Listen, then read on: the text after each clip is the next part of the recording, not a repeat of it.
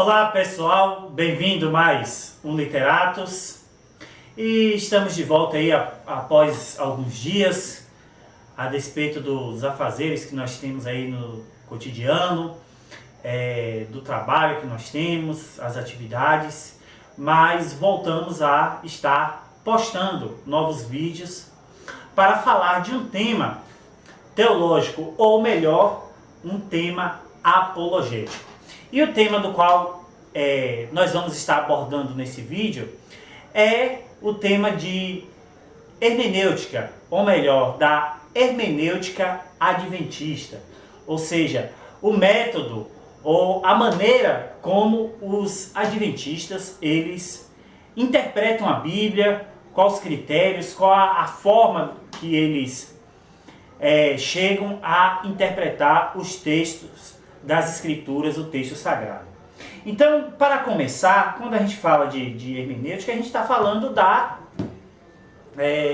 de como a gente interpreta esse texto, quais os mecanismos, quais as técnicas que a gente usa para interpretar, quais os critérios que a gente estabelece para interpretar um texto bíblico. E aqui, quando a gente fala da hermenêutica adventista, a gente está falando de certos critérios que são peculiares a eles e que nos faz chamar atenção e que nós devemos observar quando nós vemos os textos ou a explicação, ou melhor dizendo, a explicação deles. O primeiro critério, ou pelo menos a primeira coisa que nós vamos citar aqui, é que os adventistas, eles fazem o abuso das alegorias. Nós sabemos que a Bíblia, dependendo do caso, da situação, você vai usar um método alegórico ou, dependendo da situação, você vai usar um método literal. Então você vai ler aquele texto de uma maneira literal ou você vai usar de uma maneira alegórica, ou seja, existe uma metáfora. Quando a gente fala de alegoria, uma metáfora ou uma linguagem metafórica inserida naquele texto. Então, quando você vai interpretar aquele texto, às vezes a própria maneira como o texto se apresenta, você tem que interpretar dessa forma, está bem patente. Às vezes, você recorre à alegoria para tentar solucionar um problema que aquele texto está apresentando. Porque de uma maneira literal, você não consegue extrair a veracidade ou a exatidão daquele texto, daquilo que ele está dizendo. Então, só para exemplificar, quando houve ainda um movimento milerita que posteriormente vai se tornar o adventismo, quando vai ter aquela questão do grande desapontamento, e depois vão procurar tentar solucionar o problema para a data que eles interpretaram, eles começam a usar diversas metáforas para certos textos. E até mesmo quando a gente pensa aqui a doutrina da porta fechada, eles vão usar uma forma para entender aquele evento de 1844, de que depois de 7 anos, a partir da ideia de que o sacerdote aspergia 7 vezes sobre o propiciatório, aquilo ali significaria 7 anos para Jesus voltar, o que não ocorreu. Então existe, como nesse exemplo, mas vários outros casos, um abuso da linguagem metafórica ou da linguagem alegórica para dar sentido a um determinado texto. Então você vai ver frequentemente os adventistas recorrendo a essa linguagem alegórica e às vezes uma alegoria por conveniência para dar um sentido àquilo que eles não têm explicação, ou pelo menos para reafirmar aquilo que eles acreditam. Por exemplo, quando a gente vai pegar a doutrina do juízo investigativo, e tem lá em Daniel 8, falando de reis, o último rei, que representa o chifre pequeno, eles não interpretam como rei, mas sim como reinado. E aí eles vão dar uma outra explicação para aquilo ali. Ou então, quando a ideia de que houve o templo que foi profanado, para eles ali a profanação do templo significa uma outra coisa e não a profanação do templo, senão eles deveriam dar uma outra explicação e ia ficar incoerente. Então, frequentemente os adventistas eles recorrem a uma linguagem alegórica para tentar justificar certos textos ou embasar suas doutrinas. Um outro método hermenêutico adventista é o abuso dos textos originais. Então esse abuso dos textos originais é também uma maneira de dar uma impressão de erudição às pessoas que estão ouvindo aquilo ali. E às vezes a recorrer esses textos originais, ou a linguagem do grego, do hebraico, para tentar espremer tanto o texto para tentar tirar algum tipo de significado daquele texto. Um exemplo disso é, por exemplo, quando Leandro Quadros usa o caso de que Paulo diz que passeou para o mundo e ele foi testemunha, o mundo é testemunha dos seus sofrimentos em Cristo. Aí eles pegam o texto, a palavra mundo, que no original o grego cosmos, que pode significar universo, e eles chegam à conclusão de que o mundo todo, o cosmos todos, incluindo os seres não caídos ou os seres extraterrestres, né, dos mundos não caídos, Paulo serviu de espetáculo também aos seres não caídos, quando na verdade o que Paulo quis dizer ali era simplesmente de que pelo lugar onde ele passava, as pessoas testemunhavam os sofrimentos dele em Cristo. Então, esse uso dos textos originais é uma maneira de, às vezes, hiperbolizar o texto, dar uma amplitude de qual o texto, na verdade, ele não está querendo dar, certo?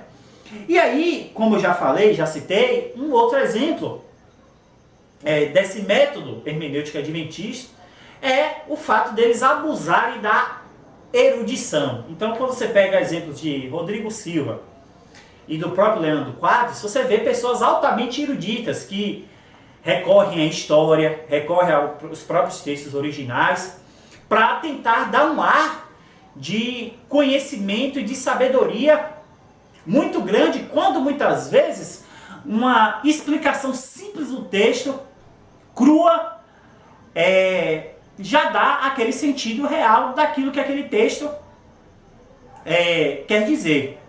Um exemplo disso, uma vez eu fui ver o Centro-White, um artigo sobre a questão das línguas, se as línguas são estranhas ou são línguas estrangeiras. E aí o autor desse artigo, que vai dar essa explicação, ele recorre lá aos originais, fala que no passado, no presente, isso e aquilo. E aí é até uma maneira de recorrer e de explicar de uma maneira ortográfica, semântica e tal, para dar esse ar de erudição e para confundir a cabeça da pessoa do qual ele está explicando. Então, cria uma explicação, entre aspas, tão profunda que a pessoa se perde e dá assentimento àquela explicação como verdadeira. Por quê? Porque a pessoa é altamente erudita, usa palavras bonitas, usa uma palavra no original, dá uma explicação, usa a retórica. E eu que estudei filosofia, eu entendo e capto muito facilmente assim essa questão da linguagem falaciosa, a retórica que se usa para dar um ar de sabedoria e de conhecimento. E isso pega muito os leigos, né? Então teve uma vez que eu vi um corte do Rodrigo Silva no programa daquela ex-atriz Karina Bach, e ele usando de uma falácia para falar da lei da graça para ela, e ela caiu ali que nem um patinho. Por quê? Porque possivelmente por ela ser uma nova decidida, uma pessoa nova ali na fé, não tem capacidade de refutar um cara que pode estar ali enganando ela, porque dá uma explicação mais bonita, uma explicação falaciosa, e por ela não ter muitas vezes um conhecimento do qual ele tem, ela vai lá e cai na explicação. E a explicação era mais ou menos assim, de que ao mesmo tempo que a gente fala que a gente vive no tempo da graça, recorre a Abraão, que Abraão já tinha vivido o tempo da graça, apesar de estar na lei, e que a gente tem que cumprir, a gente prega contra o pecado. Então assim, a pessoa vai lá dar uma explicação bem misturada, e aí a pessoa cria uma confusão na cabeça. Então, aí um adventista ele chega lá e fala assim, sim, então quer dizer que você vai viver no pecado? Essa é uma explicação muito comum, né? Não, quer dizer que se você não vive na lei, então quer dizer que você pode viver no pecado? Então existe uma explicação para dizer de que você vai viver em santidade. Então você tem uma explicação com base na salvação pela fé que explica por que você cumpre certos mandamentos. Não é porque o mandamento vai lhe levar para o céu, mas porque você seguir uma vida de santidade expressa que você é salvo, é simplesmente isso. Por quê? Porque nada do que eu faça é capaz de me colocar no céu. Então é uma explicação muito simples. E aí a pessoa usa, às vezes até de má fé, criando essas como é que diz, armadilhas, e a pessoa vai lá e cai como um patinho. Uma outra técnica adventista de interpretação é a mera citação crua dos textos. Então, às vezes, eles pegam e simplesmente citam o texto sem analisar o contexto, ou às vezes omitindo o contexto, ou desconsiderando de que a própria teologia bíblica ela tem uma evolução onde algumas coisas valem em determinado tempo e depois isso passa a não valer mais. E às vezes essa coisa que está colocada lá em determinado texto, ela vale como um princípio, mas isso não significa que ela vale de uma maneira literal. Então eu posso simplesmente pegar um texto do Antigo Testamento e falar de que a gente precisa seguir a lei de Deus, no sentido de que a gente tem que obedecer a Deus. Mas o adventista vai falar, tá vendo? Você está falando que a gente tem que seguir a lei de Deus, não tem para onde correr. Então a maneira como você pega certos textos do Antigo Testamento e a gente aplica, dado que a gente vive no tempo da graça, a maneira como a gente vê certos textos do Antigo Testamento é diferente a aplicação, né? Mas um princípio que está lá no Antigo Testamento, de que a gente tem que viver em santidade, de que a gente não tem que mentir, a maneira como a gente vê isso a partir do tempo da graça, à luz do Novo Testamento, é diferente. Isso não significa que a gente vai descartar aquilo que está no Antigo Testamento, né? Então, por exemplo, uma mera citação crua, uma outra mera citação crua, do qual estou me referindo, é você pegar lá o livro de Eclesiastes, que fala bem assim, que para o lugar onde você vai não tem mais pensamento, não tem mais memória, jaz no esquecimento. Quer dizer, por ser um livro de sabedoria, ele está dizendo assim, ó, cuida da sua vida, faça tudo que lhe vem à mãos, porque quando você morrer, você não tem mais nada para fazer. Esse é o segundo sentido do texto, mesmo porque é um livro de sabedoria de vida. Ele não está querendo dar lição de a pessoa vai para o céu ou para o inferno. Em nenhum momento você vai ter isso lá nos livros sapienciais. Mas ele simplesmente cita esse texto cru, e a pessoa que não entende o contexto do qual esse texto está dizendo, ele vai lá e cai nessa armadilha por citar o texto cru. Outro método de hermenêutica adventista é as conjecturas ocas. Então, às vezes, para afirmar uma doutrina do qual ele acredita, ele conjectura a partir de uma coisa que às vezes o texto não está dizendo. Então, por exemplo, o clássico texto de que Miguel disputou o corpo de Moisés. A Bíblia diz que Miguel disputou com o diabo o corpo de Moisés. Mas o texto não fala que Moisés foi ressuscitado. Aí ele faz uma conjectura de que aquilo ali, a ressurreição de Moisés aconteceu, sendo que o texto não diz isso. Então ele faz uma conjectura a partir daquilo ali. Justamente por quê? Porque ele tem que afirmar de que não existe uma alma. Entendeu? Então assim, tem que fazer uma conjectura, forçar uma conjectura. Da mesma maneira quando fala lá dos filhos de Deus, lá em Gênesis. Então o texto, para muitos dos teólogos, é inconclusivo. Mas aí você faz uma conjectura para você afirmar uma doutrina do qual você acredita. Ou então o texto de Daniel, do qual ele prefere comer legumes, para você endossar a ideia de que ali a Bíblia diz que não devemos comer carne, sendo que na própria lei existia a restrição para certas carnes, mas não para todas as carnes. Então, existem várias conjecturas que são feitas para tentar afirmar a doutrina, mesmo quando o texto não está dizendo claramente aquilo que eles querem afirmar. Um outro método adventista de interpretação é a hermenêutica orgulhosa. Então, o adventista, quando aborda vários assuntos do qual eles acreditam, temas, eles se gabam de que eles sabem mais do que os outros, né? Frequentemente, quando teve uma vez, eu tenho um amigo adventista, ele falou, ele falando, olha, vocês não acreditam em vida em outros planetas. Aí ele chegou até a rir de mim.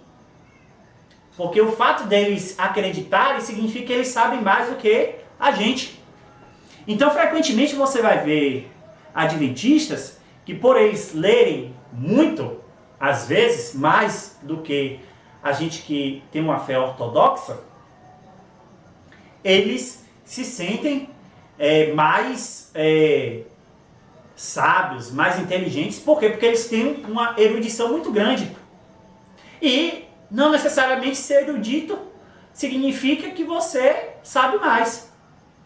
Às vezes eu leio alguns textos de Ellen White e eu fico olhando a grande capacidade de imaginação humana. E eu fico pensando que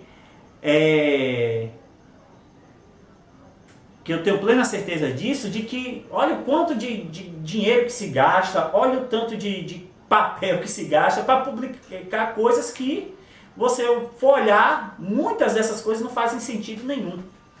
Ou não tem um embasamento bíblico nenhum. Por quê? Porque são textos que não têm uma corroboração bíblica direta. E o outro grande ponto é que a base de todos esses pontos que eu falei é que uma hermenêutica com base no abuso de alegorias, um abuso dos originais, uma alta erudição, a mera citação crua, as conjecturas ocas e a hermenêutica orgulhosa, ela tem um único fundamento, que são os escritos de Ellen White, e do qual eles negam e criam muitas falácias para tentar corroborar aquilo que eles dizem ser certo. Então, por mais que eles digam que eles seguem a Bíblia e que tudo isso está na Bíblia, a grande parte das suas doutrinas está baseadas nos escritos de Ellen White, e eles procuram, através de todos esses métodos do qual eu citei, tentar corroborar aquilo que Ellen White diz. E de que nenhuma outra igreja, denominação minimamente ortodoxa acredita. Então, pessoal, eu espero que tenham gostado. Espero que esse vídeo sirva para a sua reflexão. Temos aí o nosso Kawai Literatos também lá, se vocês quiserem nos seguir lá, que tem temas mais diversos. E tem o nosso Pix para contribuição. E até